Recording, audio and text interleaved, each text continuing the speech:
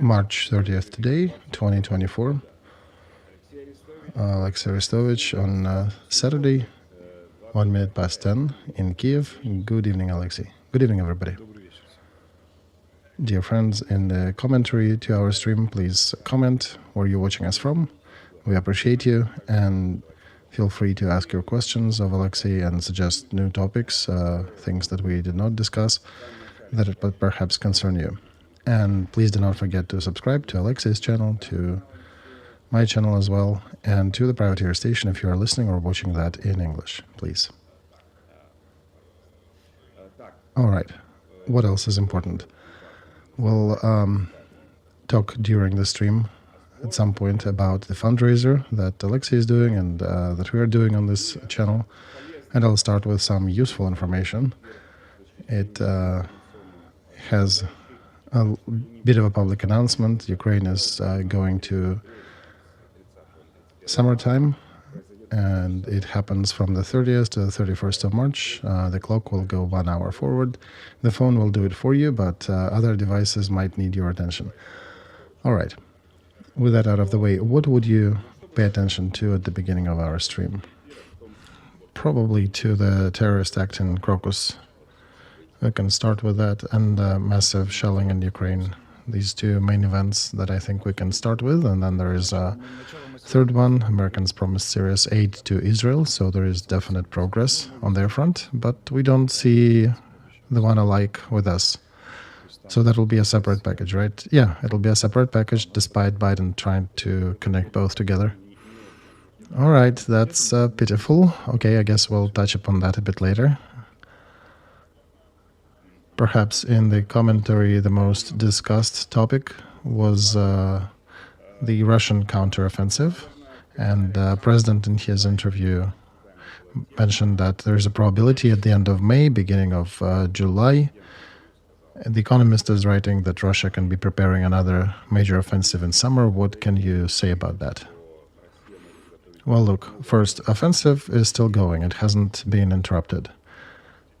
The question about how massive it is perhaps could be asked, but at least in 5 points along the front line, there is a systemic, serious effort with big groups of 40 to 80,000 troops, and this is the region of Rabotina, Mikhailovka, Vugledar, Avdiivka, Bakhmut, Belogorovka, Liman, and Kupiansk. So these are areas of active Russian offensive, even more than 5, and also Chasiv Yar, that's further from Bakhmut. So here the question is, when the topic of Russian offensive is being presented, it's the topic of future offensive that will be massive, with the task to break through the front line. But in order for this to break through, Russian army needs to find reserves somewhere, not only in people, but also in equipment. And many people are still guessing where that will happen. And of course, there are rumors and different informational psyops based on that. And there are some talking about possible attack on Kharkov, another attempt on Kyiv. I want to counter that immediately with the risk of attacks on Kharkov and Kyiv is severely low. Why? Because in order to carry this out, you need a group of 150,000 to 200,000 people. You can imagine the difference between Avdiivka and Kyiv or Kharkov. Avdiivka was being taken by a group of Russians of 120,000 people altogether. They were forming it for 6 months, and they were taking Avdiivka for 4 months. So imagine all that coming to Kharkov or Kyiv. Even in that number, they'll have a very poor propositions for success in this case. So 400,000 or 600,000 are here.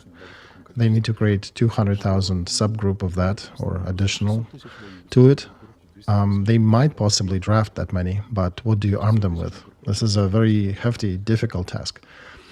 According to their durations and estimates, the preparation of strategic reserves, and strategic is we're talking about armies, a lot of divisions and armies. Their estimated time of readiness is midsummer, end of summer. Nobody is talking about May or June.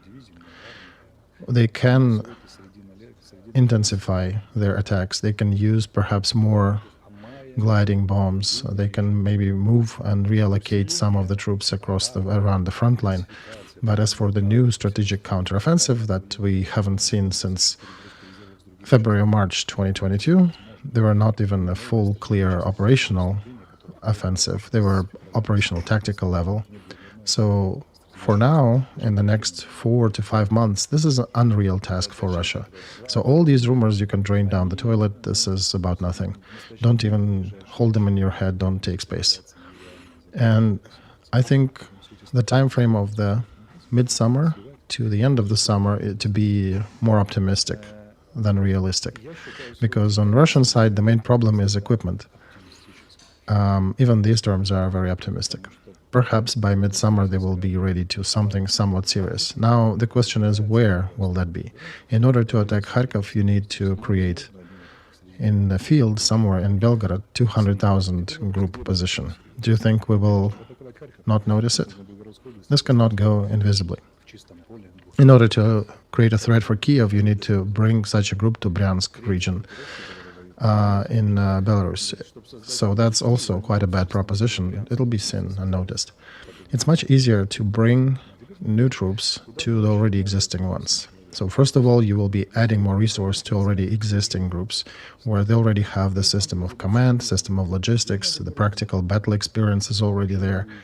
It's much easier to add those troops to those areas and intensify and enforce them rather than bring them to a new location of the front, because then you'll have to pluck people with good battle experience from other directions and bring them to the new location. So this will be a madness in their current position.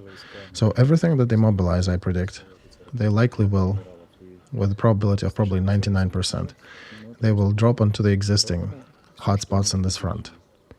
Because they, with this, will be joining already working machine. You do not need to build the whole thing anew. And if some people think that it's easy to command 200,000 people in the field, they're seriously wrong. If somebody thinks it's easy, try to organize a couple of people to bring you a piano to the 4th floor, or maybe to dig a trench 2 by 2, right? With 2 soldiers, you are the sergeant. Then you may actually get rid of a bunch of illusions about easiness of management of 200,000. And also you can provide enough secrecy when you're bringing new troops to the fighting group.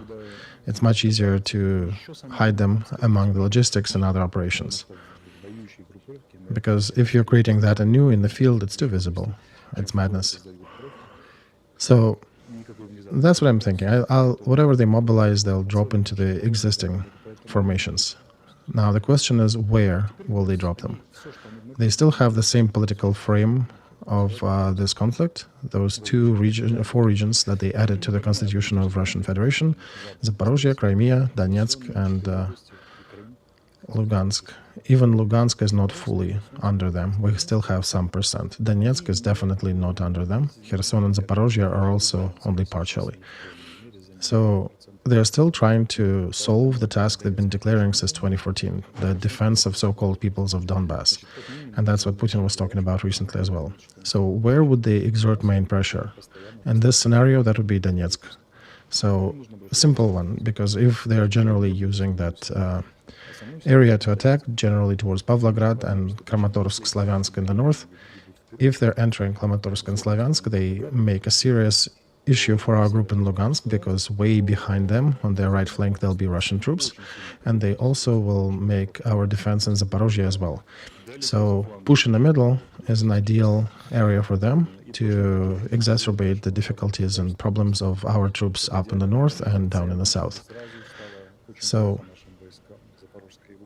that's where they're already concentrating some of the efforts towards Slavyansk and Kramatorsk. They can also move towards Kupiansk and Kurakhov. And Kupiansk would be another threat to attack our flanks from the north. And that's their main exertion. That's where they will go. That's where I think they'll drop their new recruits, their new additions to their troops. There'll probably be some efforts down in the south too, but the major ones will likely be on the Donetsk front. So ballpark, Kyiv and Kharkov should not be afraid on the ground much, but they are definitely being hit a lot from air with missiles. Chernigov and Sumy also get shelled quite a bit. And perhaps they could do something on the border to provoke things, to make sure we bring more troops to those regions to defend them. But we do have defense there. And we do expect them to carry out some provocations. And the ratio of our troops to theirs on that front is better. While in Donetsk region, we often have 10-1, 6-1 in their favor where we hold them. So up in the north, it's more in our favor. We just hold a smaller group. More topics, Alexei, that are discussed in social media. Another threat of nuclear element of this conflict. Till the end of this war, Vasil, there'll be rumors about nuclear weapons use. They'll be appearing, especially now we would have a solar eclipse. And you do not have to believe in astrology and other things, but even on the level of psychology, it does affect people. People, the usual ones, may go down the tone. The schizos go real mad, and there'll be a lot more emotional reaction to different things in this period. Till the end of April, you likely will be scared by a lot of things, and they, for some reason, will be seeming too realistic, but forget about it. There'll be no nuclear hit, especially on Kyiv. Okay, thank you. Another question, also very often asked in the comments, is about massive missile attacks that Russia is carrying out throughout the territory of Ukraine. What do you think causes it? Well, I think they're trying to find an equivalent of our successful attacks on their oil refineries, because we are causing serious issues for them. As a proof, the export of oil products from Russia is the limit for export is a serious proof that we're successful. And they're also introducing limits to their military use of gasoline and diesel. And another proof that they're also buying emergency supplies from Belarus, emergency supplies of gasoline, diesel, and kerosene fuels. They've been storing these missiles for a while. They have finally awaited for the moment when we have fewer air defense missiles, and America has been slacking on that part. Not that we don't have them completely, but we definitely have fewer than before. And another task that they have is to hit electric generation stations. They did not do it in winter because they already figured it out last winter that it doesn't really cause too much damage. But why they're doing it now? For a simple reason, because the offensive that they're preparing for summer, or midsummer, or the end of summer, it requires a lot of transportation of military cargo to the front for us to counter them. Our main method of transportation is electric train.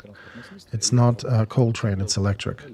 And I remember people before the war, there were some people who were actually suggesting to rebuild the coal-based machines before the war, even at their own expense, but nobody listened to them. They said, you guys are insane and we'll not need that. Now this problem is number one. We're not talking about that in public much, but it is a serious problem, because if we get our electricity down, it's not only the lights at home that we don't have. We also have a stalled railroad system, which will not be used then to transport our troops and munitions to the front. So this is part of their preparation for a big, large offensive, which will happen not in April, not in May, and most likely not even in June. They might even try to do some activity in June, because there'll be EU election activities and NATO summit will be happening in that time. And one of their strategic tasks is to prove to the West that it's futile to support Ukraine militarily, which they're trying to solve throughout this whole conflict until it will be over. And it's best to express certain operations when there are additional political things happening around or special summits occurring. There'll be elections into European Parliament, right, where Kremlin would love to have European right-wing political parties to be represented more, because they're generally for rebalancing the influence of the United States on Europe, and they have Russia in a more favorable position than others. And of course, there's a NATO summit in June, so they'll likely try to affect this event as well. But they will not have a serious enough group to exert enough pressure. So the best they could do, they probably can move some of their troops from Avdiivka or some other direction and concentrate them somewhere. So that's how they may try to take some Donetsk or whatever. But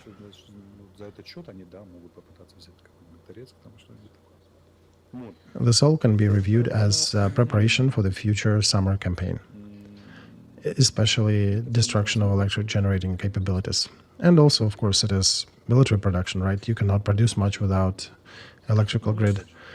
And, of course, difficulties for civilians, creating a public terror threat to Ukraine, additional psychosis, neurosis for people when they cannot use anything, no internet, nor house utilities.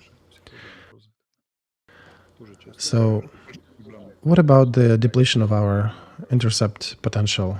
Well, nobody will give you exact numbers, this is secret data, but Western sources and our president already came out and said that we do have issues with air defense systems. We don't have enough missiles. And don't forget, the Russians are also trying to haste until we get the F-16s to our fronts. This will change situation in the air, at least in some directions, some parts of the current front. So they're trying to catch up and to be preemptive to that event. Could you elaborate more? F-16 is a good means of air defense in its configuration that is promised to Ukraine. It'll be more effective in shooting down Shahid UAVs and cruise missiles, so wherever we have them operating, the part of the front will have better defense. Plus, if we get them with some long-range air missiles, we might make situation for Russian strategic aviation more difficult, the ones that are dropping these gliding bombs.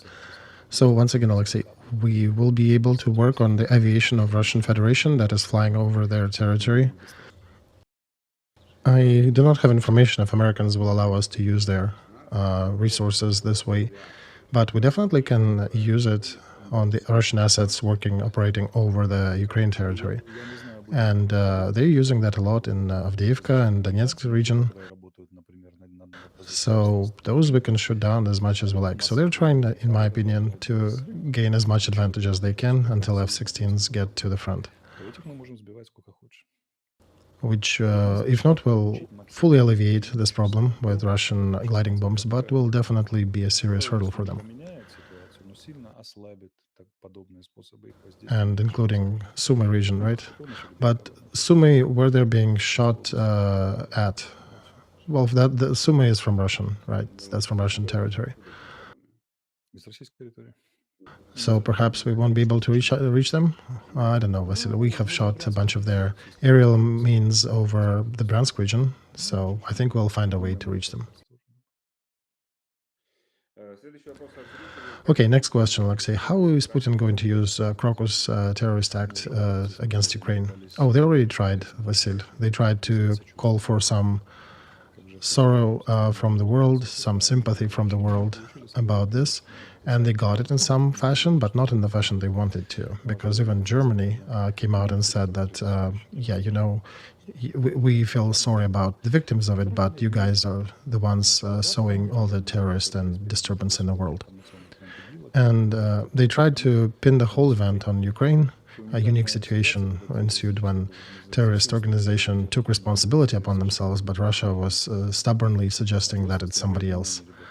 It brought 1,000 of memes and jokes online until finally they said that yes, it was ISIS, but it was hired by Ukrainians, so they're still trying to bend that line of thought.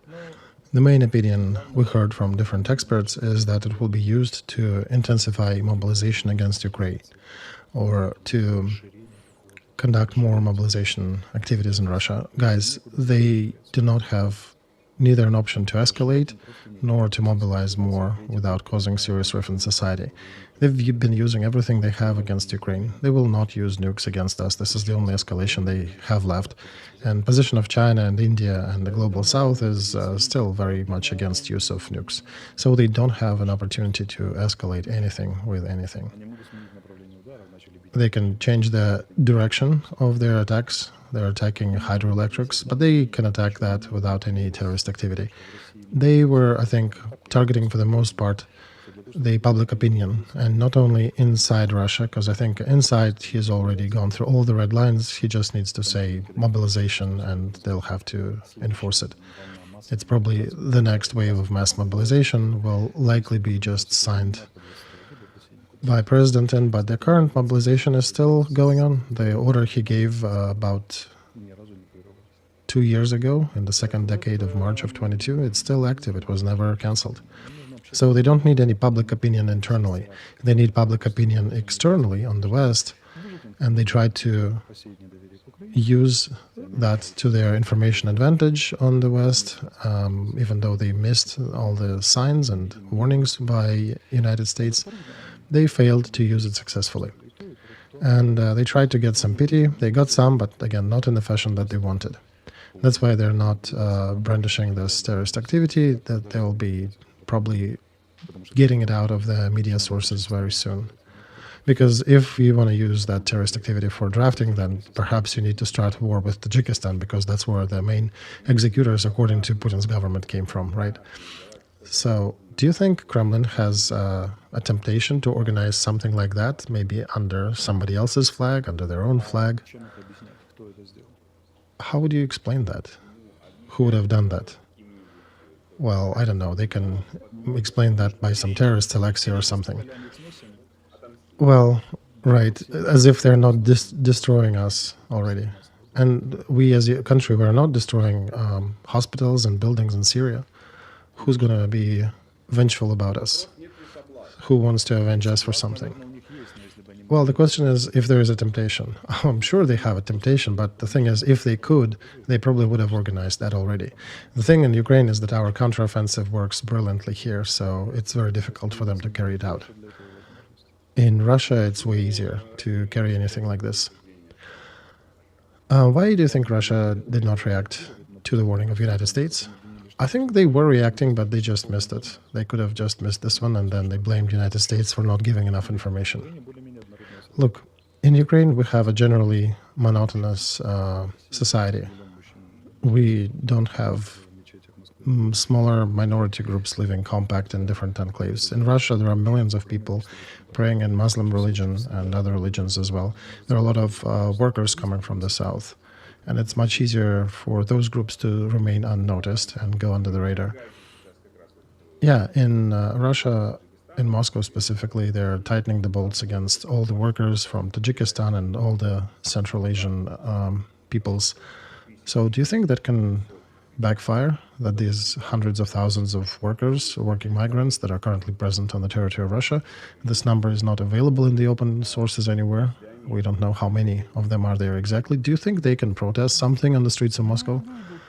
Well, Vasil, if they come out to the streets, what will they achieve, right? They can review maybe the immigration issues, perhaps ease some of the passport and documents release. They will not be bringing on their banners the question of toppling Putin's regime.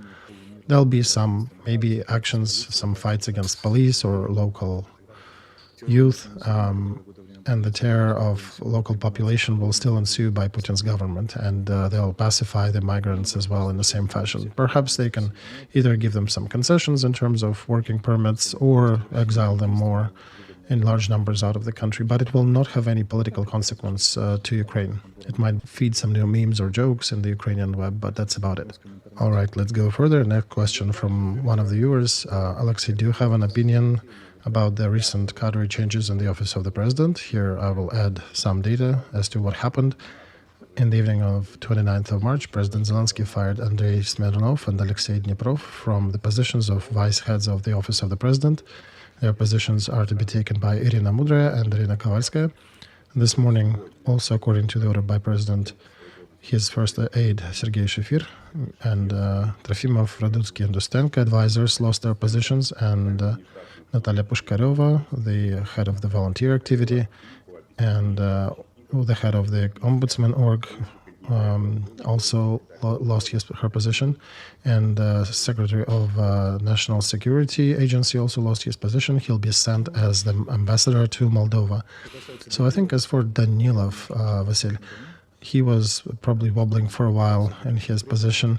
He tried to be overly pro-Zelensky, and I think eventually he made a few mistakes, and the last drop was probably him messing up the name or the last name of the Chinese ambassador, and I think China might have had a say in the official reason for his removal.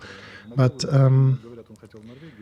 I think I heard he wanted to go to Norway, but he doesn't really have the language. And besides Russian and very poor Ukrainian, he doesn't have much option where to go. So he was sent to Moldova.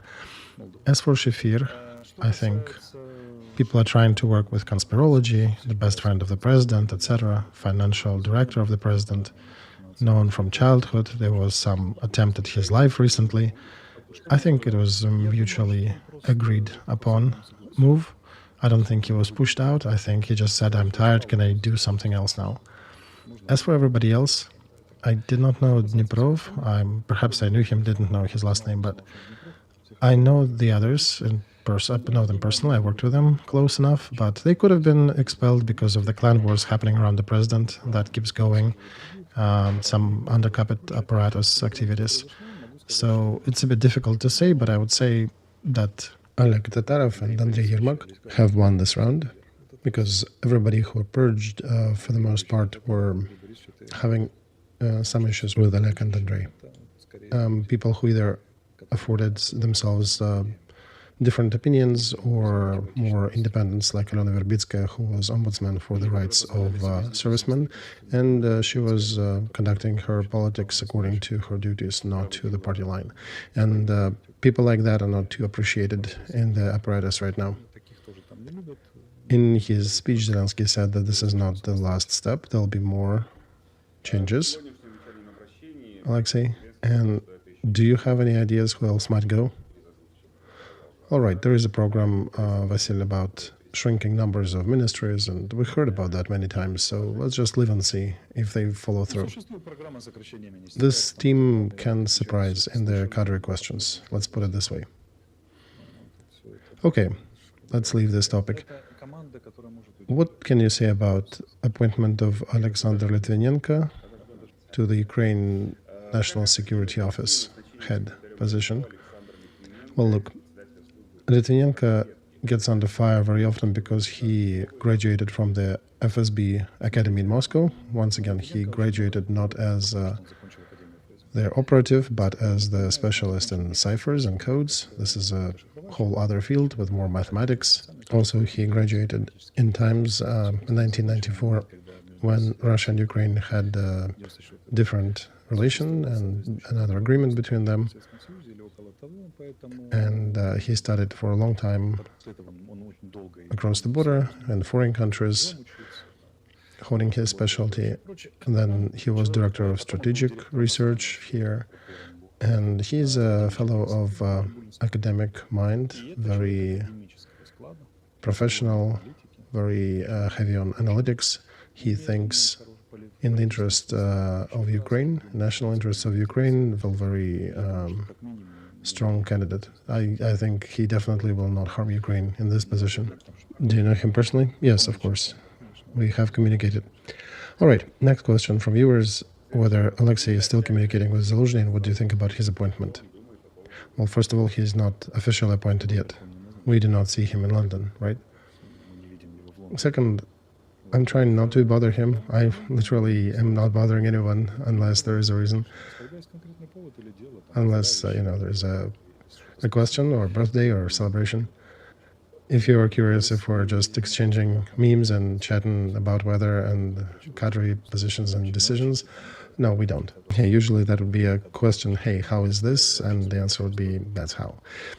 And that's about it. All right, Alexei, we have gone to the middle of our stream, roughly. What is your fundraiser today about? Okay, so I'm raising money for 63rd Mechanized Brigade. They're raising money for full-wheel drive truck or an SUV. They need some help because 2 days ago their vehicle was destroyed as a result of bombing, and they need additional funds to get a new one. Please, that's under Golovanov stream on his channel. On Alexei's channel, I'm switching to a different position because of the situation on the front. It's really difficult. So we have several parallel fundraisers. Don't be surprised. I think for the second week already we have links to several at a time, not one after another. And we have 464th Brigade for Mavics, for some other equipment, and for charter. And this is another group. They're fighting in one of the key directions, and they're getting money for 5 FPV drones. The amounts are rather small. One is already almost closed, 60%. The other needs more help. Please, guys, if you can, let's contribute, because times are very, very difficult on the front line now.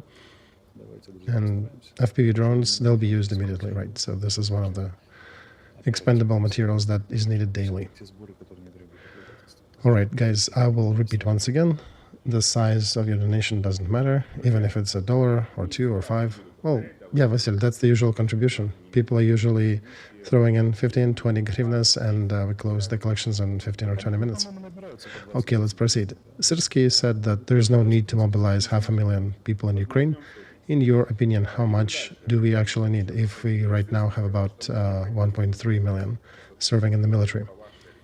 All right, do not be confused with the number 1.3 million, because we are fighting in the most unfortunate configuration of the front. From 5/6 of our border, we are surrounded by Russian troops.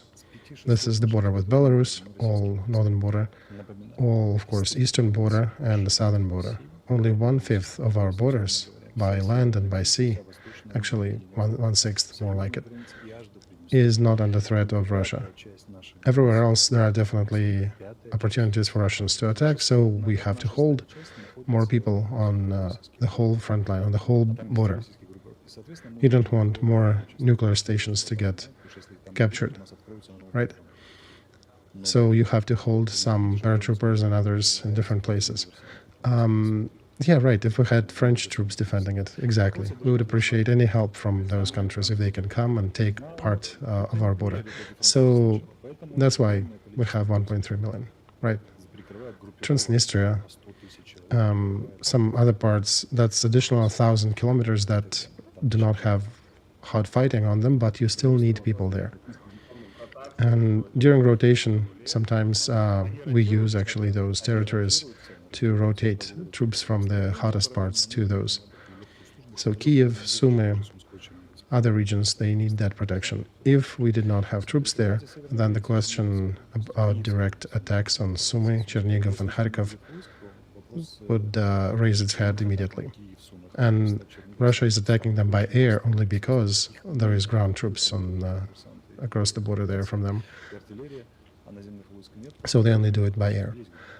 And that's the thing. While people asking, how come is that Russia only has 500,000 and we have 1.3, but we are in a minority on the main areas of defense?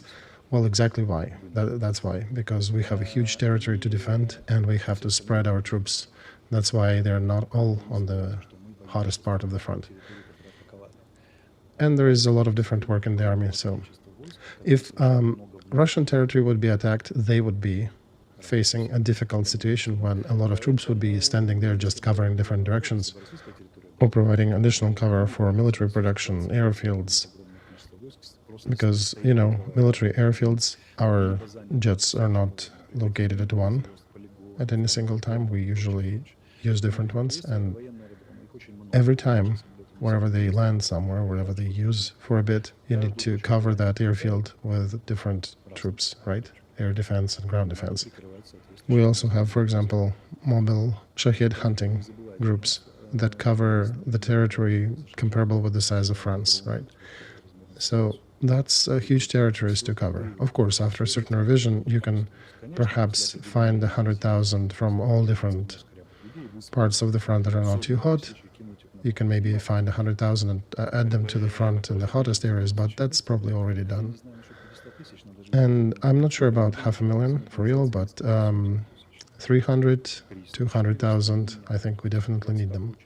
In different battalions, you can already see that scribes, drivers, and cooks are already fighting in air defense, and also air defense people fighting as stormtroopers. which we definitely do not have enough. You know, I'm a proponent of very unpopular opinions about mobilization. I think we need it. I would suspect we need 400,000 at least, probably 500,000 actually. And second, I would say we need to draft people at a younger age. It is very unpopular with Ukrainian mothers, and as the uncle to my nephews of about that age, I understand that they will be going to the military to serve in this case. And my sister and my relatives, of course, kick me after that, but I do not see any other option. We have to do that if we want serious results and if we don't want our front to break.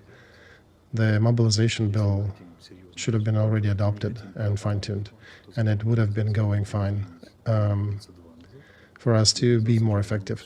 But they're just finished reviewing the corrections. In 2 weeks, they'll probably review it again, and then maybe in the second half of April, at best, we can adopt it and then start the actual mobilization. And I mean, the new wave of mobilization, not like it is going now. And this is somewhat catastrophic for us because we're falling behind the time frame that Russian troops exist on. This gap in 2 months was afforded artificially by lack of skilled actions by our current government and Congress. We're already behind and we're pushing it further. So what's your bottom age bracket? I think 21 is good. You know, there is a very specific age when you're probably most effective for conducting battle actions in the field. It's probably up to 28. After that, people start having issues with health. You can fight it even later, of course, but not systemically. So that's why we cannot afford even certain types of warfare on the front, because we have, you know, 50-year-old fellas with all the weights and equipment on them when they need to move 8 kilometers to a certain position real fast, and it's difficult. It's hard for them to even get there. And when you're being a target for FPV drones and artillery, right, we are a country that is not too heavy on exercising. So our men after 40, they're not usually an example of health. And if you add additional 20 kilos of equipment and food and everything on them and make him run 8 kilometers in the field under fire, fall, duck, run, you know, it's difficult. That's why you need youth. And it's sad, right? We, of course, are saving them, but the problem is that we may lose the country. So that's not a good price for that. In all times, usually it's young people fighting. And there are reasons for that. That's why we need to be more heavy on the conscription of younger men. And that's why, by the way, our foreign partners also are surprised when they don't see youth in our army. And we understand why, because women are mostly active voting, and our politicians are avoiding this topic as unpopular, because guess what they will say during the next voting round, whenever it happens. But right now we do have a lot of issues on the front as a direct consequence of not drafting younger age brackets. And we are already 2 months behind if we want to catch up with the Russian wave of attack in summer. So in your opinion, why are they pushing it so long? Why so much work in Congress about that, so much talk, but no result? Well, because they are afraid to take responsibility. They understand it's political death for them if they vote for it in the open, and they go into a lot of corrections. I think there were last time about 4,000 corrections to this bill. Nobody really wants to review that bill. Even National Security Committee is avoiding that. So, yeah, it's difficult, unfortunately. In the commentary, can you say a couple, people are asking for you to comment about Legion of Russia, Legion of Free Russia, and Russian Volunteer Corps, and Siberia Battalion. How are they doing? Well, they were very successful in their raids on Russia proper, because they withdrew a lot of attention onto their actions from the same group that is actually engaged near Kupiansk and also it has to protect near Belgrade. I have a friend fighting on the front, so the moment he says when Russian Volunteer Corps and the Legion went across the border to Russia, it became much quieter on the Kupiansk part of the front, because it was much harder before and they were constantly under pressure. Now Russia apparently switched their attention to defend its softer spots. And that's once again why I'm saying it is very important for us to continue these raids, because they help us to fight. And if our political partners would not be whining and holding our hands, it could have been a very systemic action on our side. And I would frankly say we should have been doing it for a long time. This is my opinion. So why are our partners against it? Well, Biden and Sullivan administration, one of their key tasks is to not let the conflict spread. That's why do not hit Russian oil refineries, do not go to their territory, do not use American weapons. And I would escalate that and say, right, why don't you surrender? Just between us, while nobody listens. All right, good. Let's go further. Did you see a statement by Minister of Foreign Affairs of Taiwan? Yeah, he recently said that Americans are unreliable partner. And he said that if you will continue aiding Ukraine or non-aiding Ukraine in the current fashion, we'll have to review our doctrines, because it demonstrates to the whole Asia that America is a very unreliable partner and you cannot rely on it in a crisis situation. And it will be easier for Trump, because that's what he wants to go for, to remove the load of global responsibility. And Biden supposedly is a globalist and a left-leaning liberal group. For them, this is bread and butter, but for some reason, they're so poor in doing that work that even Taiwan is now raising questions about Biden administration efficacy. Next question from viewer. 10 years ago, on March 30th, 2014, was the first time when funny chant Putin Huilo was pronounced in one of the sports events. Putin is a dick. Do you think Alexei Putin heard it? Of course he did. And he's probably still upset, still pissed off about it. All right, could you also talk about scenarios from good to bad or bad to good for civilians, what to do and what our options are in Ukraine? Well, this is a very wide question for like an hour-long conversation. Okay, in brief, very bad scenario. America doesn't give us any help this year. We run out or have very small stockpile of air defense missiles, and we start getting hit even in Kyiv. And we have a lot of refugees then, because a lot of moms with kids would not want to be under Russian missiles. When we shoot down 65 out of 80, that's one story, but when 60 of them will hit Kyiv, you can imagine what will happen. There'll be a lot of refugees in Europe, a weakening of economy, and another wave, another crisis of refugees, political crisis, psychological crisis, lack of belief in our partners and in our victory. And they can also, as a bad scenario, they can destroy electric generation capabilities.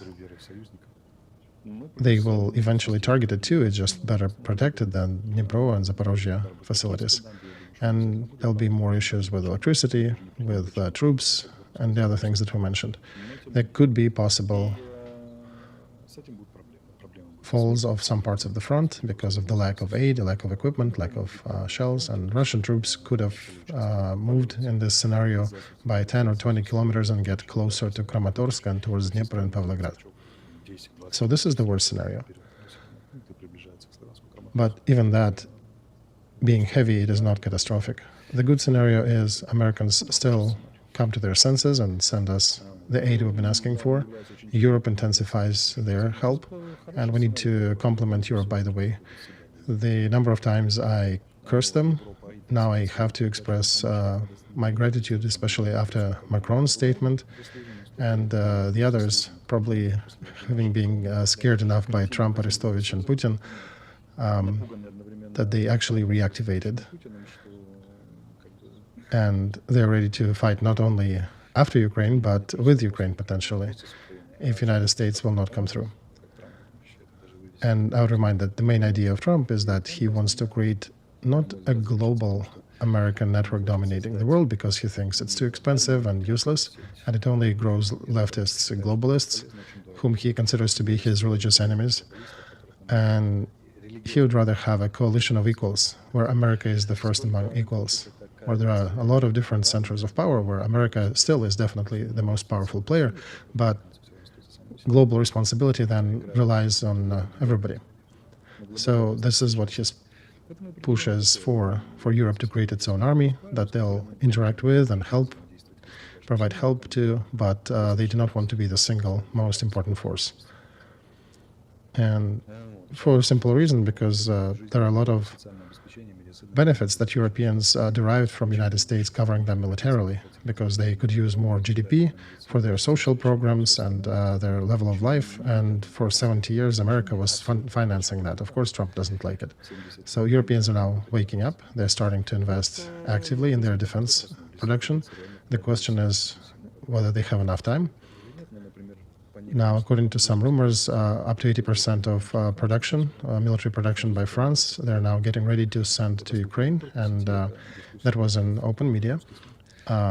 So, yeah, I think they're at least growing their level of support in this case. At the bare minimum, they can at least help us hold the front. We might fold in a couple of places, but it won't be too catastrophic. We won't have more refugees en masse, and then we can hold this war until some significant political change happens. The time frame for that to happen is between June to February next year, in my estimation. Intensive election campaign in the United States in autumn, and then inauguration of the next president. You know, the hottest time would be 5th of November, the elections. And then when the next president comes to fulfill his duties in January of 25. So if Russians will succeed in creating strategic reserves, they will start active pressure on Ukraine in August. And if we don't get enough foreign aid to hold the front, that's when we might need to withdraw and remove our troops from some locations. But this is another probability only, and likely it'll be a hybrid scenario that will win, because it has a little bit of each other scenario. We'll get F-16s, we'll get some other aid probably, and it'll be barely enough to hold it. They'll probably damage energy systems, and Kharkov definitely will suffer in this regard.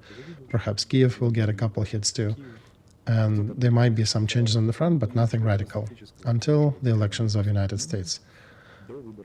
Unless Russia goes by a different scenario that I thought would be basis for the actions this year in 24, when Russia would escalate something in Baltic countries to try to blackmail the West with the nuclear weapons.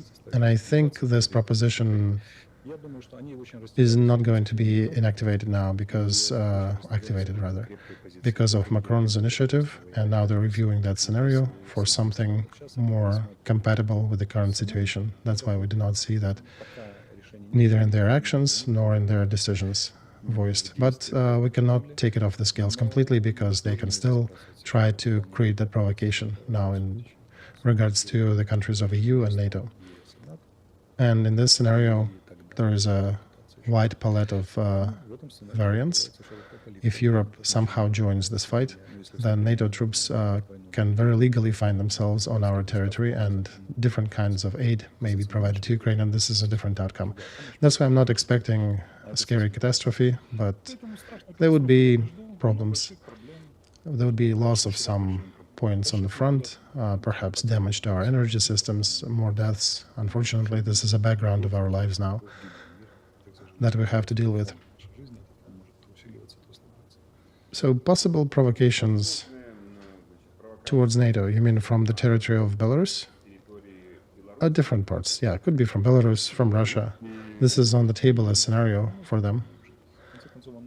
And the other thing is that Europe is moving a lot of troops to the eastern border under the guise of training, and probably half of them will remain.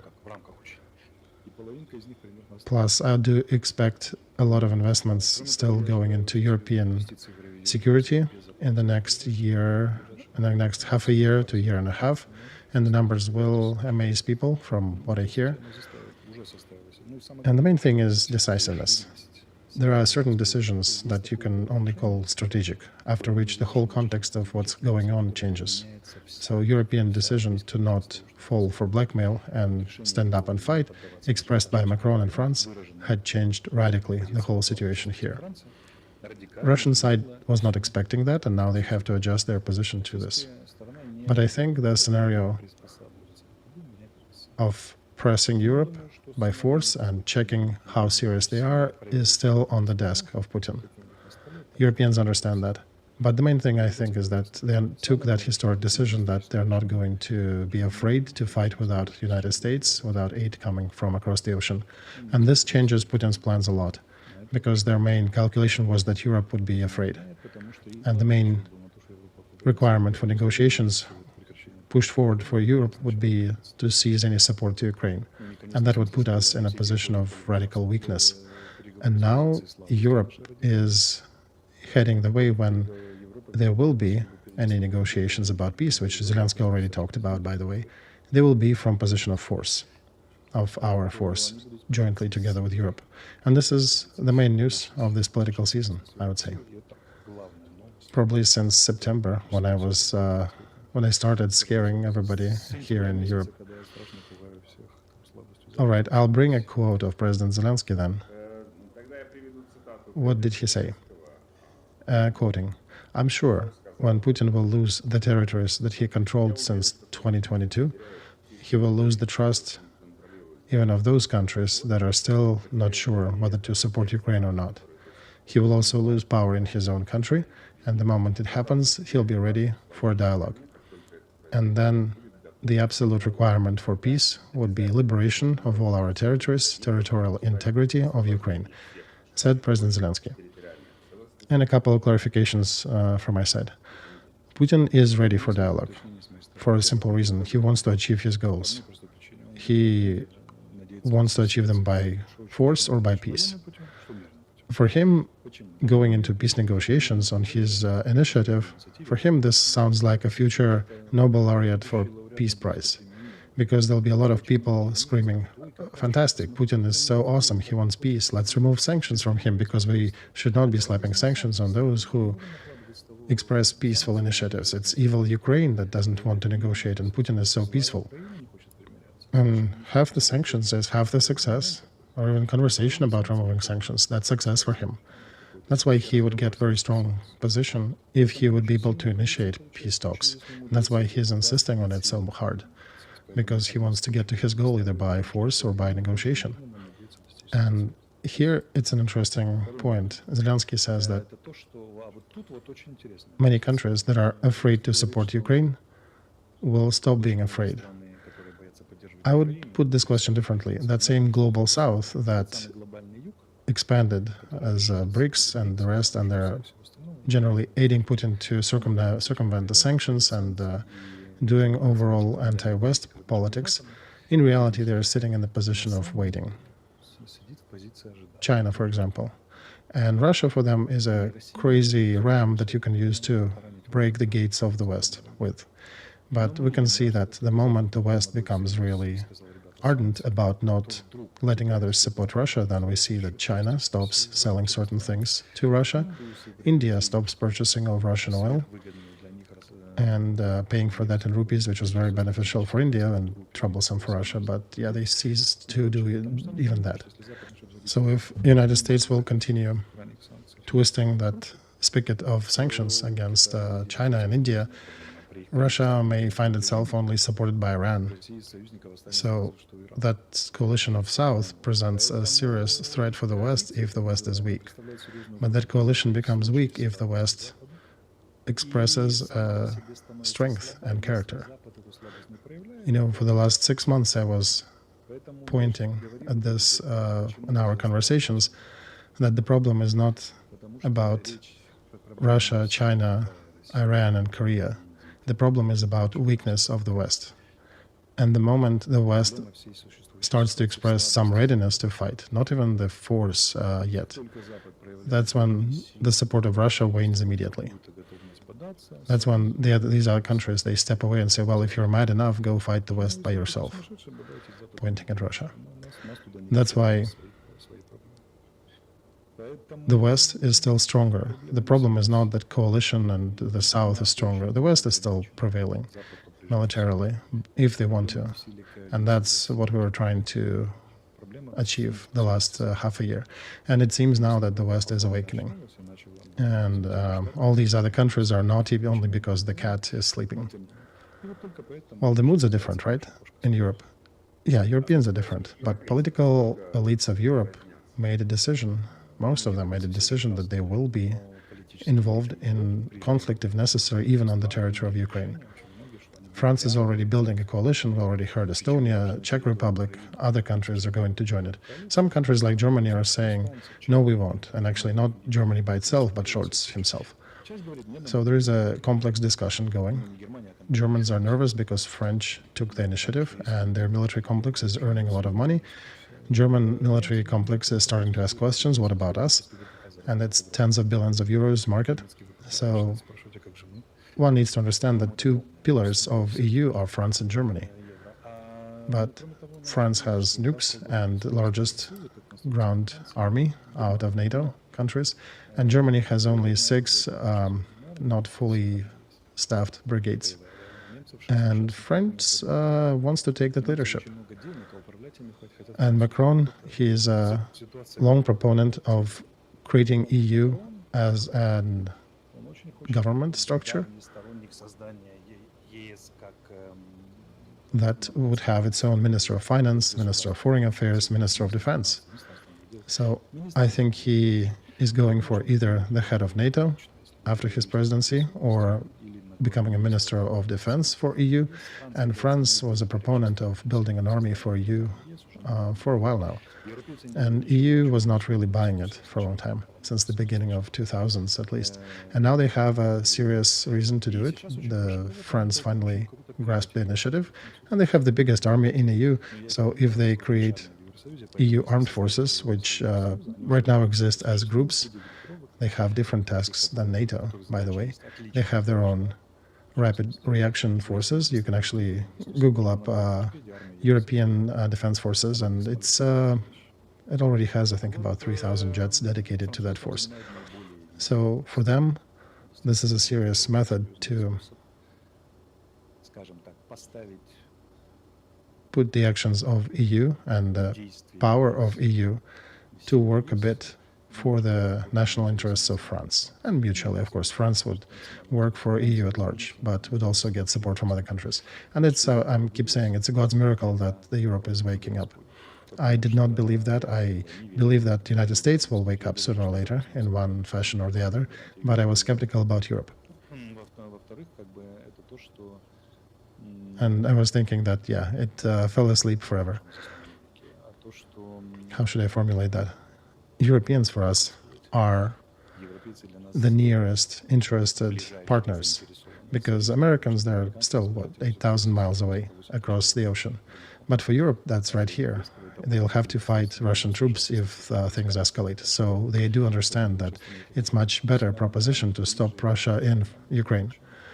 And I'm thankful to God that this happened, that Europe recognized itself, recognized its interest, and is starting to rise again. Switching to Christian theology, this is the only way I can explain it. We can try to explain it with political reasons, but they're pretty weak. That's why I'm trying to take it as a miracle. Although there are real reasons behind that, including material and the rest. But it's very important for us, for Ukraine, that Europe woke up. Imagine if Europe would still not be awoken and the United States would still be not giving anything. We would have very little chance then. Now we do. In brief, Alexei, do you think we get Taurus missiles from Germany? Yes, no? Not under Scholz, probably. A question from viewers. Why should we not allow people to leave the country for a certain monetary contribution, to use this money to develop our new technology, to fund our military, and to create a transparent working scheme where everybody helps the way they can, and to motivate our own or hire others in other countries? Well, we'll have to switch to theological language. I'm sorry. Friends, if we could do that, there would be no war. A very simple thing here. I'll give you one very basic but very understandable example. When I was a lieutenant, our monthly salary was $17, and they were usually paid late, 6 months late, 9 months late. And we were the lowest layer of society, not like officers of honor and responsibility. We were a butt of a joke. People were calling military dumb, because why are you going to become an officer? Nobody needs an army. Everybody was doing that. Whatever people are saying in the chat and some other opponents are actively saying to the contrary, no, it was like that. And now your fathers, your uncles, your grandfathers, your husbands, your nephews are dying under the command of those people whom you were laughing at. And there was a lot of discussion about commanders misusing our troops, not doing it skillfully enough. Well, what do you want? You expelled all the talented people, most of the talented people out of the army, when it was horrible to remain in the military. So it's only hopeless romantics who stayed there, or those who didn't really have anywhere to go. And now they're generals, and they're commanding you with results according to their performance. And this is your collective karma. It's a long way, 20 years and all. How can people treat possible threat 10, 20 years from now? Well, there were voices that told you, don't do it.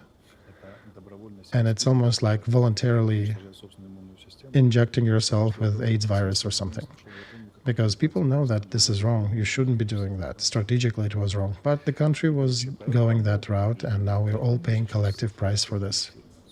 That's why all these questions about why can't we organize production or do something way better, these are questions from somewhere in the area of why our school soccer team cannot win the world championship. Simple reason, you need tons of years of success, of effort. Because you know that champion level success, when one prevails over the other in hundredth of a second, that hundredth of a second is being worked on by a lot of people, from doctors, coaches, support network, so that this person can run that 1/10 faster. And in mathematics you can see that there was a meme, 0.9 to the power of 5, for example, is still below 1, but 1.1 to the power of 5 is already way more higher number. So that is the systemic difference. The effort that we did not exert enough doesn't allow us to be a bit more adequate in making decisions, to prognosticate better, to fight better, to organize production better. For 32 years we've been destroying it. Now you cannot overnight change that. All our system on the level of strategic understanding of situation and cadre that are in places, it is not capable to produce decisions that we so depend upon. That's why we'll be fighting for long, with a lot of blood, and eating our karma with a big spoon. I hope it teaches us to draw right conclusions, because Russia, I don't think, will calm down, because in my estimation, about 10 years after this war is over, there'll be a second attempt, and they will probably come here better prepared, and I'm not sure if we will be prepared. I'm afraid we will have anti-war moods again, and we will not be ready for the second round. We might find ourselves be much worse prepared for the second round of this conflict. This probability of this scenario is not zero. And this is our collective problem, collective karma that we earned, and now we have to go through and learn lessons. That's when, back in 2010, I think 2008, when I was talking about Russia capturing Crimea, people were accusing me of being mad, telling me how wonderfully they spent time there in summer. Some people who were laughing at me back then and pointing fingers at me have already died at this war. But they were warned. I honestly try to forewarn people.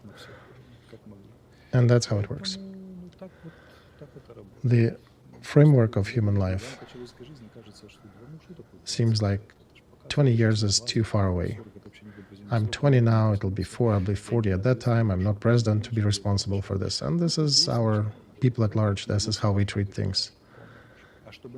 For us, in order to be a little better, a little more productive everywhere across the board, from the battlefront to the economy, we need a lot of systemic efforts.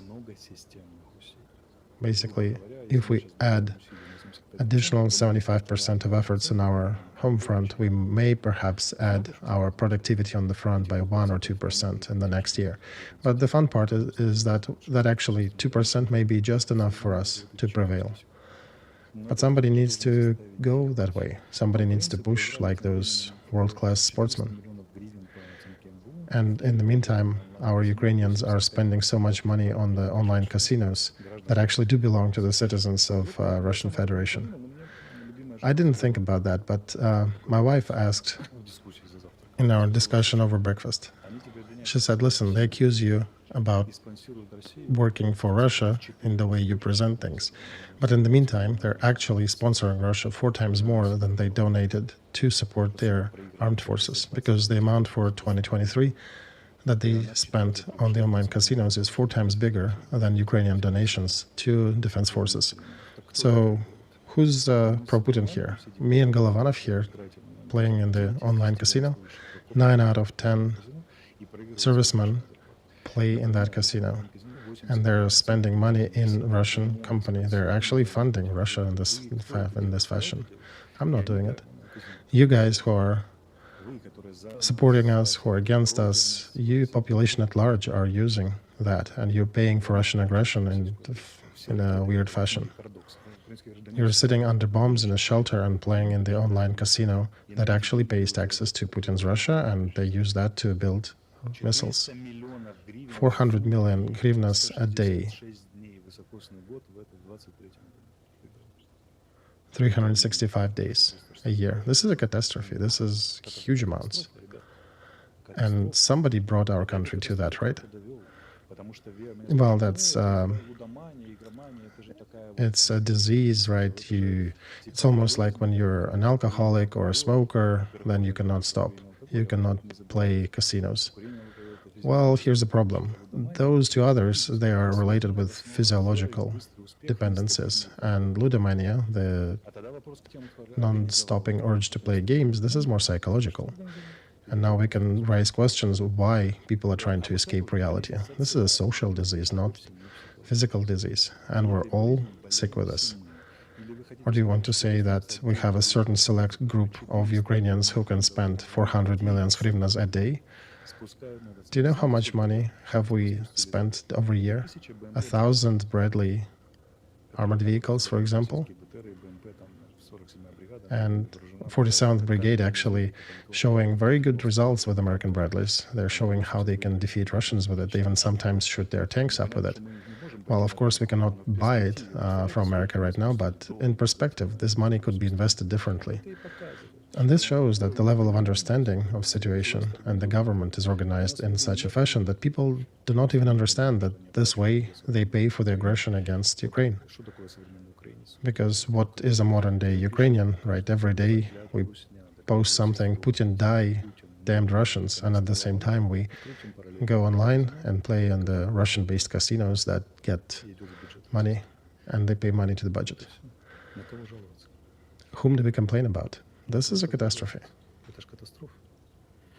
And we daily, day after day, contribute to that. Of course, the bureaucrats are corrupt. They're stealing money. Understand that. They're stealing aid coming from abroad, of course. That's to be prosecuted. But who makes you to play in these casinos? You and I are raising, what, 240,000?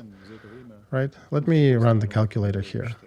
So, for example, our usual stream is what, 1 hour long on average, right? So, 1/24 of a day. So let's take 400 millions, separate by 24, divided by 24. 17 million Ukrainians spent in the online casinos in the last hour. And a percent of that went to support Russian army. Now, even if we raise 500,000, this still is going to be 34 times less than what Ukrainians spent in the casinos at that time. And that's it. We're killing ourselves with our own hands if you look at it this way. And nobody wants to wake up. So you guys can be writing everything you like, how horrible Russia is and how spies of Putin, Golovanov and Arestovich are, but it's not you and me who are playing in the casino. Do you play in the casino, Vasil? No, I don't. Me neither. And this is the 10th year of this war, a third year of a large-scale hot war. Well, right, and it's not only about supporting Russian army, potentially, from this money, it's also our economy losing this money. And it just gambling causes suicide and destroyed families and all. Yeah, I would say this is a national catastrophe. And this could have happened in an only absolutely demoralized society that lost its bearings. And this is a collective responsibility. Of course, leadership definitely bears the brunt of it, because who is given much will be asked for it. But each of us personally is also responsible for it.